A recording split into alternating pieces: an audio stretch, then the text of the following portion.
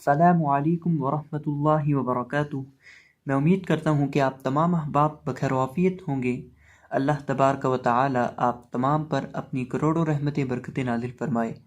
तो आज हमारा नूरानी कायदे का पहला सबक है और आज के सबक में इंशाअल्लाह अज़्ज़ा वजल हम नूरानी कायदे के पहले सबक को यानी हरूफ़ तहज्जी को पढ़ेंगे। तहज्जी का माना होता है हुज्जे करके, जुदा जुदा करके, अलग अलग करके पढ़ना। और इन हरूफ को तजवीद के मुताबिक जो बंदा पढ़ना सीख जाता है वो 100% कुरान पाक को तजवीद के मुताबिक पढ़ना सीख सकता है। गोया कि इनका सीखना कुरान पाक को तजवीद के सीखने पर मुनहसर है। तो इसलिए ये सबक बहुत इंपॉर्टेंट है। मुकम्मल वीडियो वॉच कीजिएगा, वीडियो को लाइक कीजिएगा। तो आए बढ़ते हैं अपने आज के सबक की तरफ। अऊज़ु बिल्लाहि मिनश शैतानिर रजीम। बिस्मिल्लाहिर रहमानिर रहीम।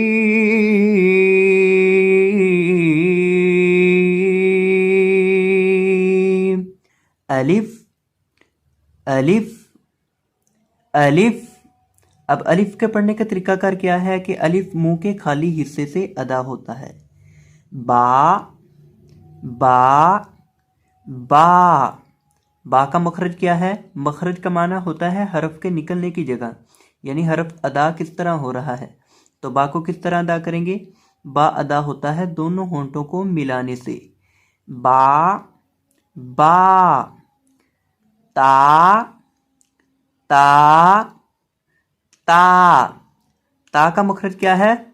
जुबान की नोक सामने वाले ऊपर के दो दांतों की जड़ से जब लगती है तो ता अदा होता है। जुबान की नोक सामने वाले ऊपर के दो दांतों की जड़ से जब लगती है तो ता अदा होता है। सा सा सा। सा का मखरज है जुबान की नोक सामने वाले ऊपर के दो दांतों के किनारे से जब लगे तो सा अदा होता है। सा और ता इन दोनों का मखरज आपने अच्छे से ध्यान में रखना है, क्योंकि ता का, दाल का और तौ का इन तीनों का मखरज एक है और इसी तरह सा का, दाल का और वौ का मखरज एक है। Gym gym. अब जीम का मखरज क्या है? जुबान का वस्त, जुबान का दरमियान जब ऊपर मद्दे मुकाबिल तालु से लगता है तो जीम अदा होता है। जुबान का दरमियान जब ऊपर मद्दे मुकाबिल तालु से लगता है तो जीम अदा होता है। जीम। हा हा हा। हा अदा होता है हलक के दरमियान से, हलक के वस्त से। खौ खौ खौ।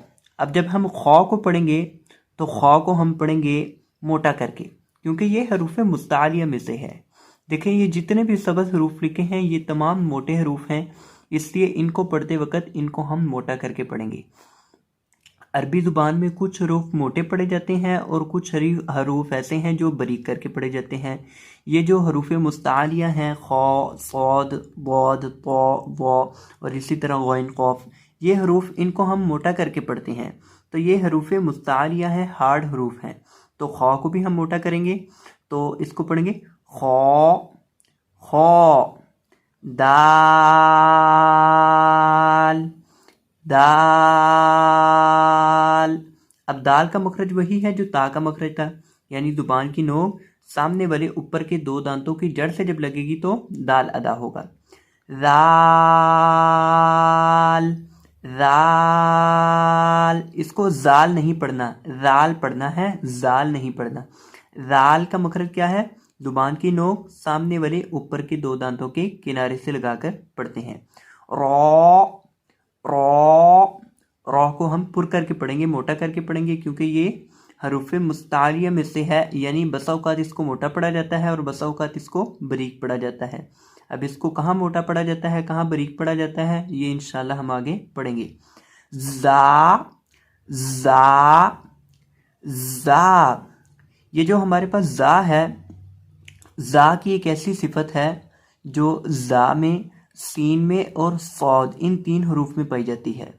जा सीटी वाले हरूफ में से है, इसे बोलते हैं सीटी वाला हरूफ, सिटी वाला हरफ यानी हरूफ सफ़ीरिया, अरबी के अंदर इनका नाम है हरूफ सफ़ीरिया सौद के साथ। तो ये हरूफ सफ़ीरिया 3 हैं, ज़ा, सीन, सौद। इनको जब पढ़ते हैं तो इनके अंदर सिटी की आवाज़ पैदा करके पढ़ते हैं। तो ज़ा के अंदर भी सिटी की आवाज़ पैदा होगी, सीन के अंदर भी और सौद के अंदर भी। ज़ा, सीन, शीन। शीन का भी मखरज वही है जो जीम का मखरज था, यानी जुबान का वस्त जब ऊपर मद्दे मुकाबिल तालु से लगता है तो शीन अदा होता है।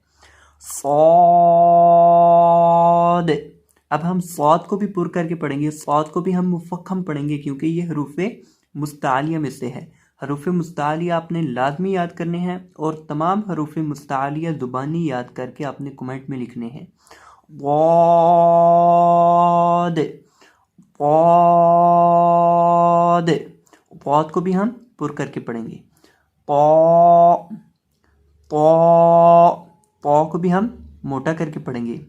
सौद, वौद, पौ, दौ, इन चारों को मोटा करके पढ़ेंगे। वो, आइन, आइन। आइन के अदा करने का क्या तरीकाकार है? आइन को अदा करते हैं हलक के वस्त से, हलक के दरमियान से, वस्ते हलक से अदा करते हैं, जहां से हा को अदा करते हैं। ओइन, ओइन, ओइन। गौन को भी हम पुर करके पढ़ेंगे, गौन को भी हम मोटा करके पढ़ेंगे। फा, फा, फा। फा के पढ़ने का तरीकाकार क्या है? निचले होंठ का वस्त जब सामने वाले ऊपर के 2 दांतों के किनारे से लगता है तो फा अदा होता है। कौफ, काफ। अब ये देखें, ये दोनों काफ हैं, लेकिन इस काफ को जब हम पढ़ेंगे तो इसे हम मोटा करके पढ़ेंगे और इस काफ को पढ़ते वक्त इसे हम बारीक करके पढ़ेंगे। ये काफ बारीक पढ़ी जाएगी, काफ किताब वाली, और ये जो दूसरी काफ नुक्तों वाली है इसको हम मोटा करके पढ़ेंगे। लाम, लाम, मीम, नून,